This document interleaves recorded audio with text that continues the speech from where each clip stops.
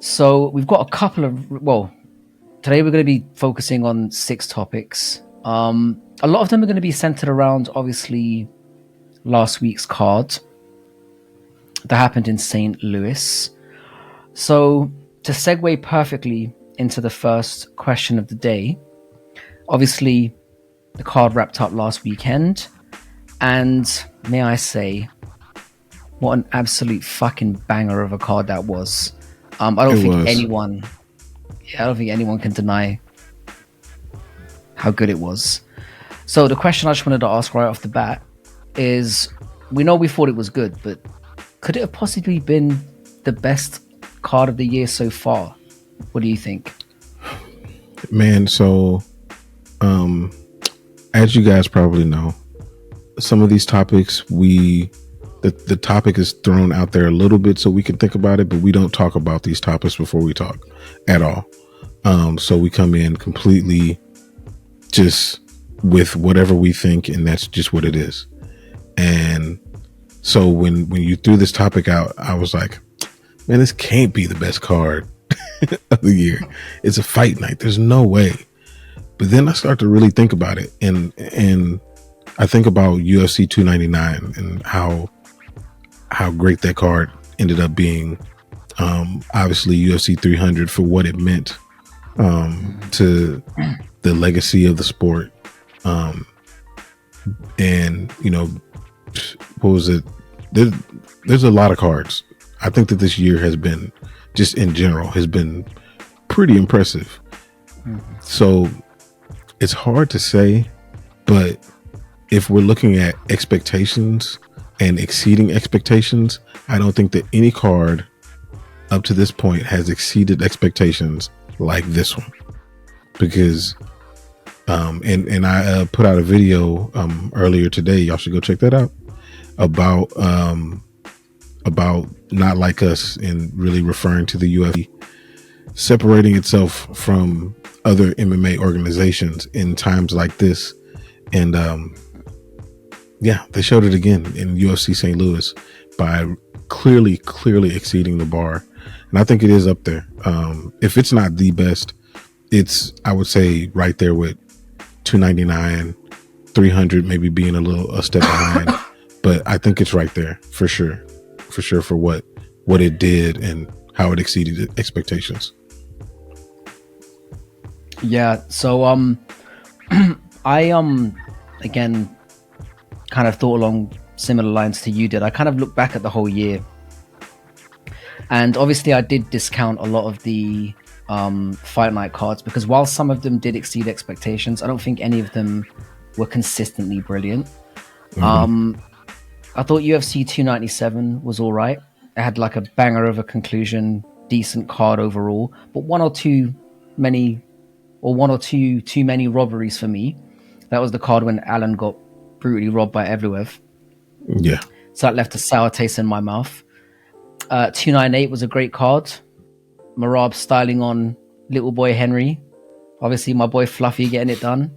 He did. I think Whitaker and Costa was on that card as well. Yeah, and that I think was an so. enjoyable. And it was obviously the card when Superior basically knocked the former Mount on My Goat Mountain's head off in Volkanovski. But again, kind of like the Gary and Neil fight for that one kind of ruined it for me a little bit. But the prelims are really good as well. I thought UFC 299, again, like, for me, up until this point, I thought that was the best card of the year so far. I thought, like, in terms of the quality of the fights and the way things went down, Madalena coming back, MVP making his debut, you had Dustin beating Benoit. Yep.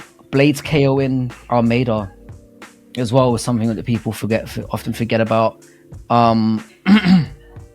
which was just a fantastic card. Obviously, people forgot about 300 that as well. I actually forgot about that. And of course, you did mention 300, which does have to get a mention. Historically, a really significant card, and considering the amount of pressure that was on that card, it could have fallen so flat, and it didn't. Not at all. No, I mean, if anything, it kind of exceeded expectations by considering the amount of pressure that was on it. Do you know what I mean? Because I felt like, wow, this has got to stink because they've hyped it too much, and it didn't. So, fair play. For me though, like, the St. Louis card for me was the best card of the year, and for me, it kind of feels like by a significant margin.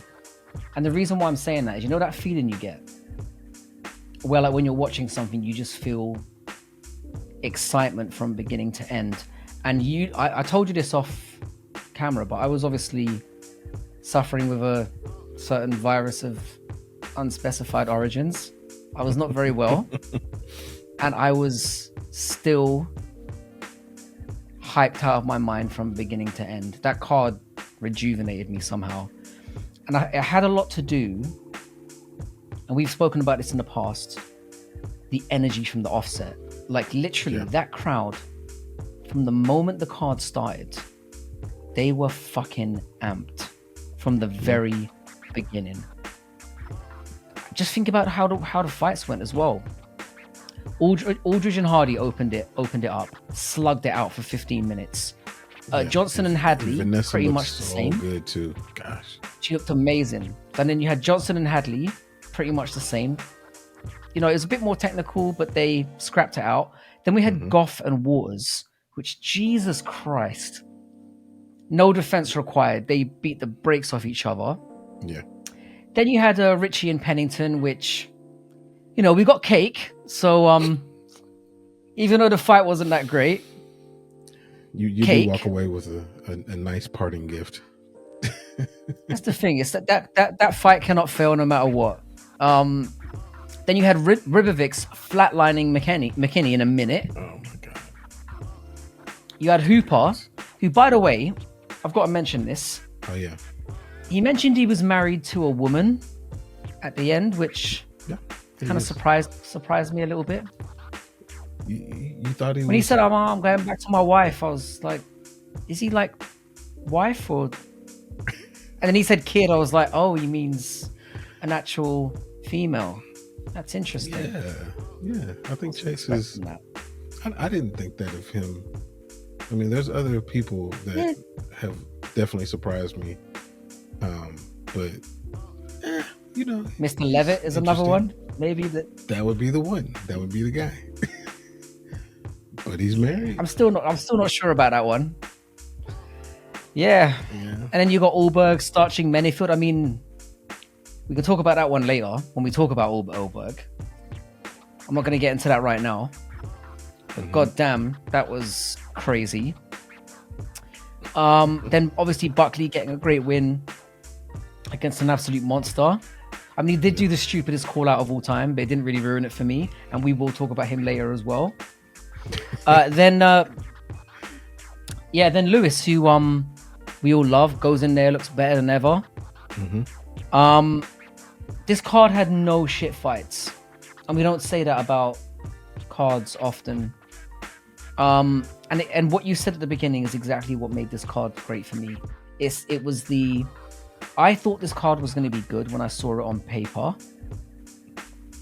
It way exceeded anything I could have expected.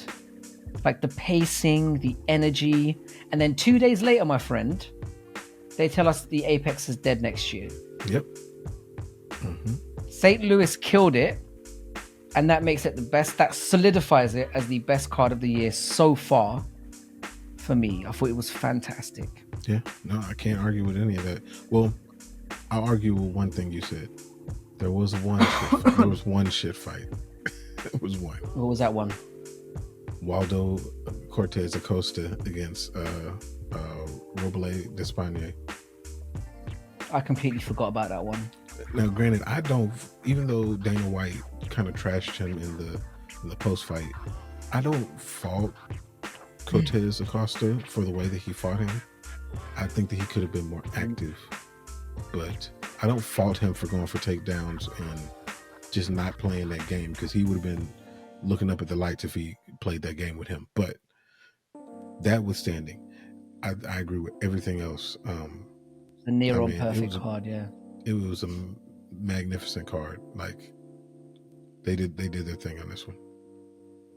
And this goes to show you the value as well of, like, again, bringing the events to cities that are hungry and desperate for these kind of things, because they will elevate. It's like when the crowd, as soon as the crowd popped off like that, it's like the fighters were like, fuck this. And as soon as any of the action slowed down, even for a second, they started booing, they were losing their shit, but in like a respectful way. It wasn't like they were overly heckling. I thought the crowd, that's the best crowd I've seen in a long time. And thusly, it was like the best and most energetic event I've seen in a long time. So yeah. Yep. Well done, St. Louis, for rejuvenating things. Well done.